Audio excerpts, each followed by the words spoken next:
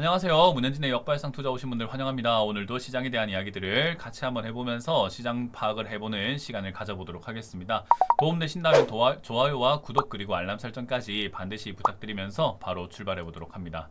자, 이번 주 강연회부터 안내 드릴 텐데요. 이번 주 강연은 제가 토요일에 노원에서 준비가 되어 있습니다. 많이들 오셔가지고 강연에 참석해 주시면 감사드리겠습니다. 자, 일단 오늘 시장 체크를 한번 해보게 되면요, 예상대로죠. 급락 이후에 급등 나온다라고 제가 말씀을 드렸잖아요. 요즘 패턴이 계속 그렇습니다. 그래서 급락 급등을 계속 반복을 하고 있다 보니까 급락 나오면 급등 나온다까지는 오케이 이겁니다. 근데 여기서 이제 문제는 뭐냐면요, 급락 이후에 급등, 그 다음 급락이잖아요. 또 급락, 급등, 급락이잖아요. 그래서 이제 그런 부분들을 봤을 때 지금까지 흔적대로 만약에 가게 된다면은, 야, 이거 급락 나오고 난 다음에 하루 버티더니 급등 나오고 그 다음 바로 빠졌잖아 라는 걸 생각해보면 내일 혹여나 급락 나오는 거 아닌가 라고 또 우려를 한번 해볼 수가 있을 것 같습니다. 어쨌든 지금 상황에서는요, 또 빠지는 거 아닌가 이렇게 생각해봐야 되는데, 빠진다고 하더라도 사실 이상한 건 아닙니다. 시장에 문제가 있는 건 아니라 이 말이에요. 왜냐하면 빠지고 있는 중이잖아요. 전체 그림은 이렇게 내려갔다 올라갔다 하면서 그냥 빠지고 있는 중이기 때문에 사실 조금 더 밀린다 하더라도 크게 문제가 있는 것은 아니다 정도 생각을 하시면 되겠고요. 저는 근데 개인적으로 이번 하락이 조금 바닥이 될 가능성, 그러니까 단기 바닥이 될 가능성이 높지 않을까, 그래서 올라올 가능성이 좀 더 높아 보이긴 합니다. 지금까지 흐름을 보시다시피 내려갔다 올라갔다를 반복하면서 이렇게 계속 급등락을 했었지만, 이번에는 여기서 조금 그 흐름을 깨고 탈피하는 그림이 나오지 않을까 싶어요. 일단 여러 가지 이유들이 있지만 ADR 상장 이후에 이제 주가 변화가 생각이 좀 듭니다. 왜냐하면 SK하이닉스가 지금 미국의 ADR이라는 걸 상장을 했어요. 미국의 주식을 상장을 시킨 거죠. 그걸 상장을 했는데 지금 한국보다 약 한 20-30% 정도 비싸게 책정이 되어 있는 가격이에요. 이걸 우리가 어떻게 해석하면 되냐면은, 한국에서 파는 SK하이닉스는 지금 210만 원대 이렇게 거래가 되고 있는데, 미국에서 거래가 되고 있는 SK하이닉스는 250만 원대 지금 거래가 되고 있다 생각하시면 될 것 같습니다. 그럼 우리가 상식적으로 생각 한번 해볼 때 미국에 있는 게 빠지든지 우리가 들고 있는 게 올라가든지 가격이 어느 정도 맞춰지지 않겠냐라고 기대해 볼 수 있거든요. 정찰제가 아니니까요. 시장의 변동에 의해서 계속 가격이 바뀌니까요. 그렇기 때문에 어쨌든 미국이 우리나라보다 비싸다면 우리나라 건 좀 올라갈 것이고 미국 건 좀 떨어지지 않을까라고 기대해 볼 수 있는 거예요. 그러다 보니까 한국 거를 사는 경우들이 좀 생기게 되겠죠. 야, 한국이 210만 원이라고? 야, 미국이 지금 260만 원 되는데 한국께 따라가지 않겠니? 그러니까 한국 걸 좀 사가지고 지금 사서 260만 원 팔아도 얼마나 이득이야 라고 생각할 수 있겠고요. 미국 거는 오히려 공매도가 나올 수 있겠죠. 야, 이걸 지금 먼저 팔아버리자고 하는 그런 느낌으로 진행이 될 수도 있을 것 같습니다. 어쨌든 키 맞추기가 될 거다라는 기대감이 이렇게 생기고 있고요. 그러다 보니까 이제 한국의 또 매수세가 이제 어느 정도는 들어오려고 하지 않을까, 이렇게 이해를 해볼 수 있을 것 같습니다. 어쨌든 이제 그런 부분들 때문에 SK하이닉스의 수급도, 외국인들의 수급들이 조금 들어오고 있다라는 것을 확인할 수가 있거든요. 이 ADR 키 맞추기 때문이다라고 이해하시면 좋을 것 같습니다. 자, 이 외국인들이 들어오는 거는 단기적인 관점이 될 가능성이 높겠죠. 왜냐하면 SK하이닉스를 장기적으로 보고 산다라기보다는 지금까지 팔아왔는데 ADR 상장과 이 주가 간의 괴리감 때문에 매수가 들어오는 거지, 내가 이걸 미래를 보고 멀리 보고 투자를 해 라고 생각했다면 지금까지 안 팔았겠죠. 그렇기 때문에 그런 걸 봤을 때 지금은 단기적인 관점의 매수세다라고 이해해 볼 수 있는 대목인 것 같습니다.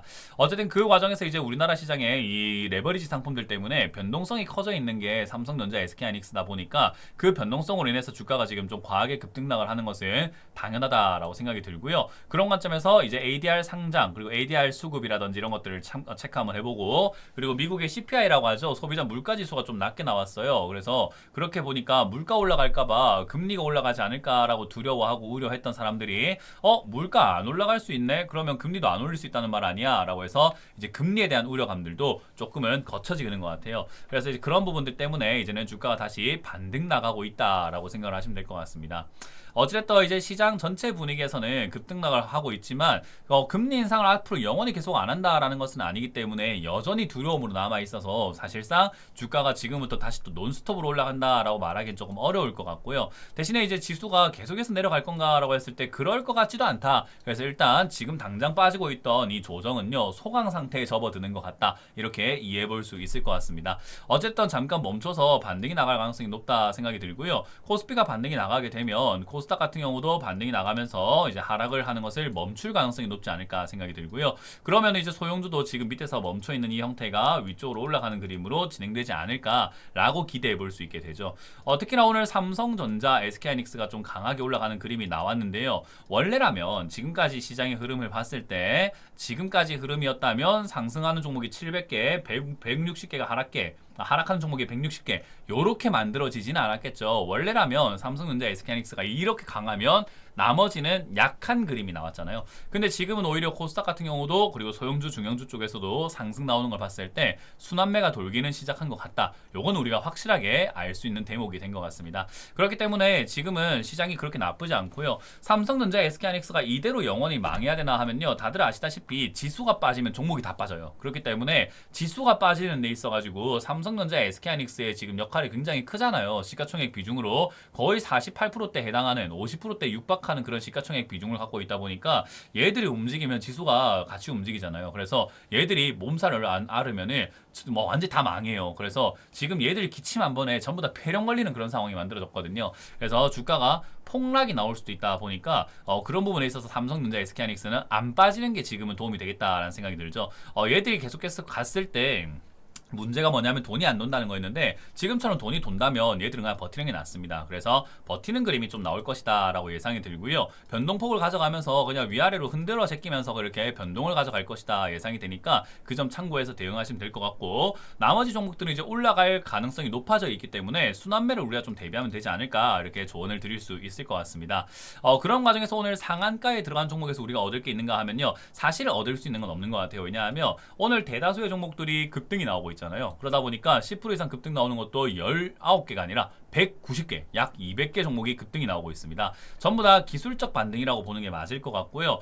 상한가에 들어간 종목도 우리가 이제 제가 여러분들께 계속 설명해드렸던 이런 감자했던 종목들, 비비안 같은 종목부터 해서 모나미와 같은 300억이 안 됐던 시가총액이 안 되는 그런 기업들이 이렇게 급등 나오면서 상패 관련 위험이 있었던 기업들 급등 나오고 있고요. NX와 같은 액면 병합 기업들, 그리고 품절주들 올라오고 있습니다.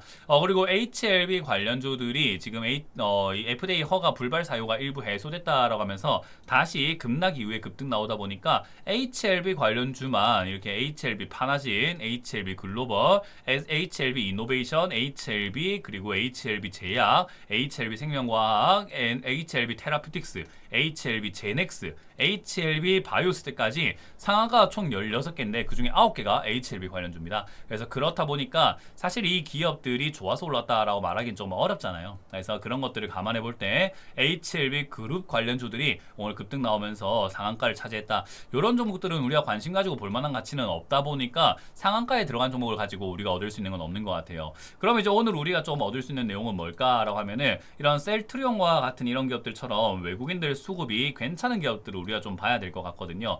외국인 같은 수급이라던가 기관 수급이 이렇게 들어오는 걸 우리가 보통 쌍끌이 순매수라고 합니다. 쌍끌이 순매수. 얘들이 아무 이유가 없이 이런 걸 사고 있지는 않겠죠. 그러니까 뭔가 좋아질 거다라는 기대감이 있으니까 사겠다라고 생각이 들고요. 네이버 같은 경우도 마찬가지로 쌍끌이 순매수가 들어오고 있는 걸 확인할 수 있고, 카카오의 경우도 쌍끌이 순매수가 들어오고 있죠. 그리고 현대차 같은 경우도 지금까지 꾸준히 팔았지만은 7월 2일 이후로는 지금 순매수가 들어오고 있습니다. 주가는 빠지고 있는데 순매수 들어오고 있죠. 쟤들은 올라가면서 사는 경우보다는 내려가면서 사는 경우들도 꽤나 많아요. 그래서 이런 거를 우리가 모아가고 있구나라고 해석을 해볼 수 있고요. 마찬가지로 아모레퍼시픽은 외국인 순매수가 꾸준히 보이고 있고, 카카오뱅크 같은 경우도 외국인들 순매수가 꾸준히 보이죠. 그리고 마찬가지로 뭐 카카오페이와 같은 이런 기업들도 마찬가지고요. 대웅제약 같은 경우는 외국인들의 매도세가 조금 나오고 있지만 기관들이 모아가고 있다는 점에서 또 특징이 될 수 있겠죠. 그러니까 이렇게 수급을 보면서 외국인들이라든가 기관들이 순매수하는 종목들을 우리가 조금 체크 한번 해보면은 약간 중장기적인 관점이죠. 이제 우리가 시장이 급변하는 시장이 아니란 말이죠. 중기적인 관점을 갖고 대응을 해야 되다 보니까 중기적인 관점에서 모아갈 수 있는 종목들은 이 외국인들이 먼저 발자취를 만들어 놓고 있습니다. 그 점을 우리가 따라가 보는 거 어떨까라는 조언을 드려보도록 하겠습니다. 자, 이렇게 오늘 마무리 져보도록 하고요. 도움이 되셨다면 좋아요, 구독, 알람 설정 많이 눌러주시길 바라겠고요. 시장에 대한 이야기들 제가 또 강연에서도 많이 해드리겠습니다. 노원에서 준비됐으니까 많이 들어오셔가지고 오프라인 강연도 재밌게 참여해주시면 감사드리겠습니다. 자, 저는 여기까지만 하고 물러가겠습니다. 지금까지 문현진 멘토였습니다. 고맙습니다.